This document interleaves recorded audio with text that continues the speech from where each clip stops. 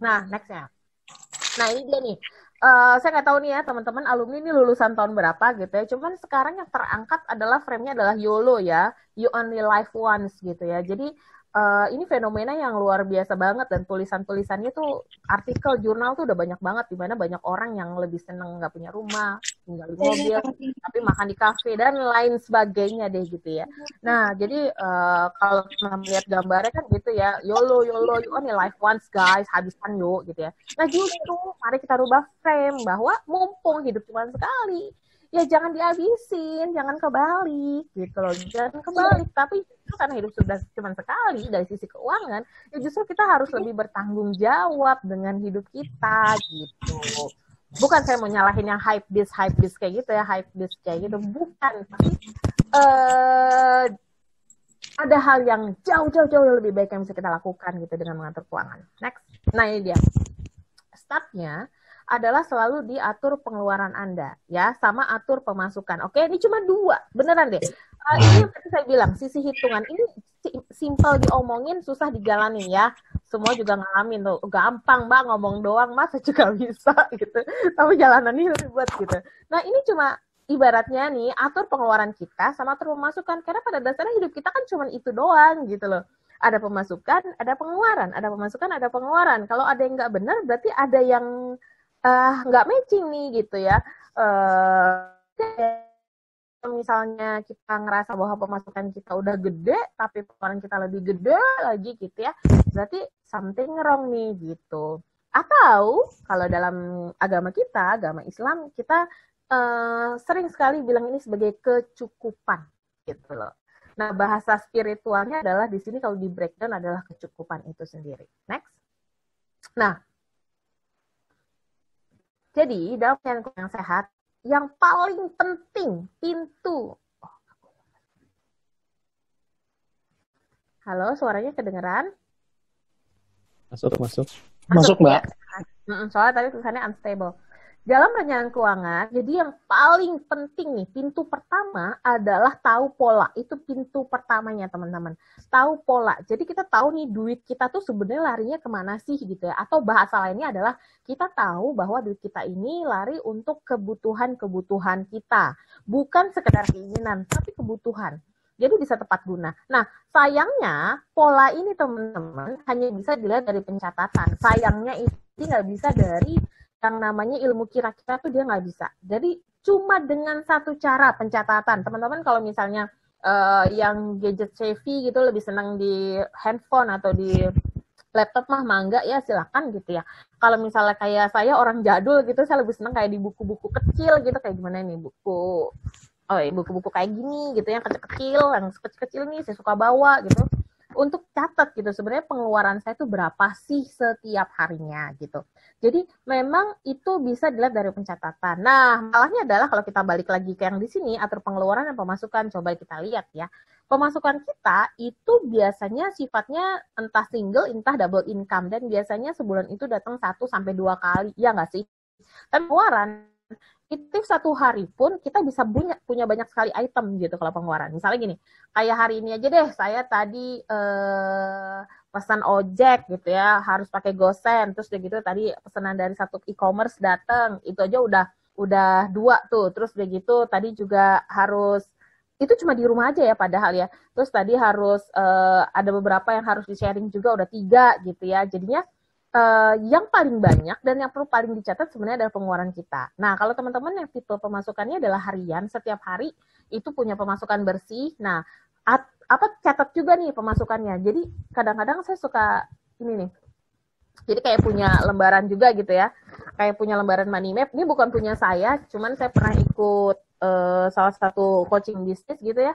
Kalau teman-teman pemasukannya ada yang harian kayak saya gitu kadang-kadang harian juga pemasukannya, jadinya enak nih nyatet-nyatet kayak gini, jadinya tahu pemasukan saya sekian sama pengeluarannya sekian kayak gitu. Tapi intinya memang harus pencatatan. Nah, sedikit agak mundur ini ya teman-teman ya, garis besar untuk mencapai financial freedom. Sebenarnya garis besar dalam secara teori nih, sebenarnya kenapa sih Mbak kita tuh selain harus mempertanggungjawabkan pada Allah Subhanahu Wa Taala gitu ya, kenapa sih kita tuh harus punya yang namanya perencanaan keuangan? Sebenarnya adalah dari slide ini sebenarnya, yaitu kita punya namanya financial freedom gitu ya. Tapi mungkin paling enak ditambahin satu kata lagi sih, financial and time freedom, karena banyak orang yang punya financial freedom tapi nggak time freedom. Sebenarnya tujuannya adalah itu gitu ya, kalau secara teori sebenarnya, secara teori. Tapi kalau secara agama kita atau secara spiritual gitu, tentu kita ingin benar-benar bisa financial freedom untuk sesuatu yang sifatnya sedekah, benar nggak sih? Jadi yang pokoknya nggak pakai mikir deh gitu ya. Perlu Rohingya lagi butuh, Palestina lagi butuh, tetangga lagi butuh, udah. Apalagi sekarang masa pandemi ya, pasti banyak banget yang lagi butuh gitu ya. Lalu kita share, semuanya share, nggak perlu pakai mikir. Saya tuh kadang-kadang standar saya gitu, ini standar saya nggak perlu diikutin juga, tapi saya cuma mau cerita sedikit. Standar saya, kalau saya sudah merasa pengeluaran saya nggak bener ya, adalah saat ketika saya melakukan sedekah, saya ada rasa berat gitu.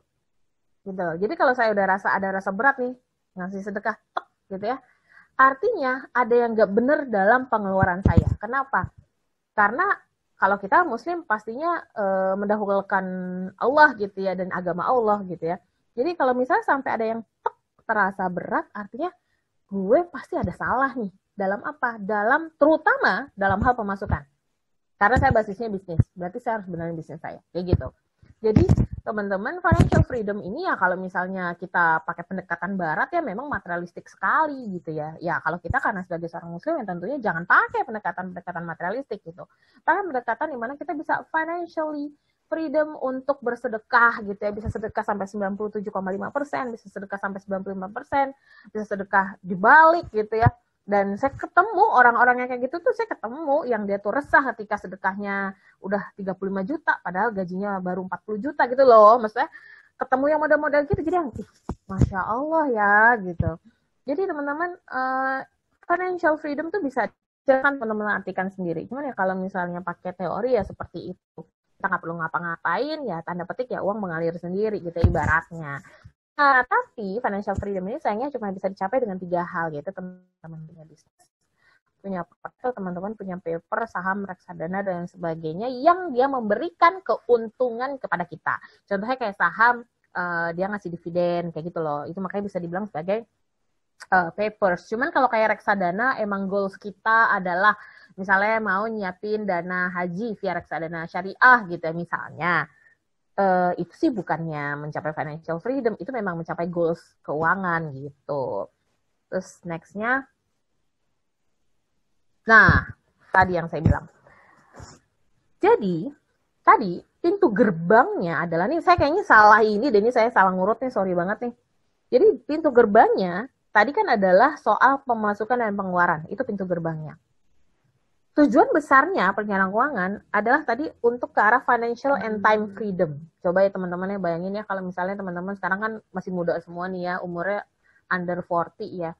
Bayangin umur 40 teman-teman udah bisa 100% diri, harta, jiwa raga gitu ya untuk umat tuh kayaknya seneng banget ya. Maksudnya akhirnya kerja tuh kayak nggak perlu nanya saya dibayar berapa gitu ya.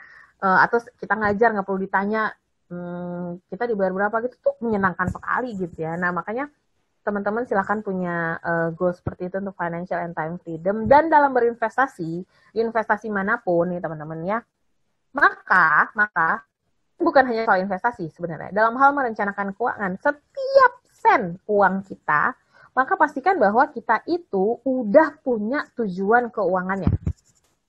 Gitu. Tujuan keuangannya. Setiap every penny setiap uang kita itu tuh udah ada tujuan keuangannya. Salah satu efek orang nggak punya tujuan keuangan adalah dia hidup boros itu. Orang yang kerja pagi, siang, sore, malam gitu ya, Sabtu Minggu juga dipakai kerja, terus duitnya habis, nggak jadi aset, nggak jadi apa-apa. Ya salah satunya adalah karena ini nggak punya tujuan keuangan. Jadinya penting banget untuk kita kalau misalnya pengen pengen bikin financial planning, ya harus punya tujuan keuangannya apa. Dan tujuan keuangannya itu baru dia menjadi pondasi untuk apa sih sebenarnya kita harus invest kemana, apakah nabung, apakah saham, atau mana gitu. Dan tujuan keuangan ini teman-teman, kalau misalnya, tadi saya lihat ada yang sama pasangan ya, kalau misalnya teman-teman sudah ada pasangan gitu ya, terutama nih, kalau jomblo kan bisa ngomong sama diri sendiri ya, coba kalau udah ada pasangan, jangan lupa selalu sempetin, selalu ada momen untuk bahas atau rapat mengenai keuangan ini, mengenai tujuan keuangan kita as family atau sebagai keluarga. Kalau saya ngambil dari diri saya sendiri, saya tuh punya 2 momen dengan pasangan untuk ngobrol soal keuangan ini, yaitu satu di bulan satu, kalau nggak satu Rajab, satu Syaban gitu ya, pokoknya 1 bulan atau 2 bulan sebelum Ramadan. Dan yang kedua adalah ngambil momen Masehi, jadi tanggal 1 Januari atau tanggal 31-30 Januari gitu ya. Duduk bareng nih sama anak saya udah 9 tahun, usianya baru 9 tahun, duduk bareng, punya catatan, ada buku, apa sih sebenarnya goals keuangan kita. Tentu selain kayak goals ruhiyah, goals goals skill, personal development yang mau dikembangkan gitu ya, goals financially. Nah, goals financially-nya ini adalah apa sih sebenarnya mau kita capai, apa yang menjadi fokus kita di tahun ini. Ini kan kita udah masuk term semester 2 ya teman-teman, itu tidak ada kata terlambat. Jadi kalau misalnya ada yang belum ngobrol sama pasangannya, mungkin belum diskusi mengenai ini juga, saya saranin sih coba ngobrol sama pasangannya, diskusi sama pasangannya mengenai sebenarnya 2020 start Juli ini kita mau ngapain sih, apa sih goals keuangan kita sebagai keluarga.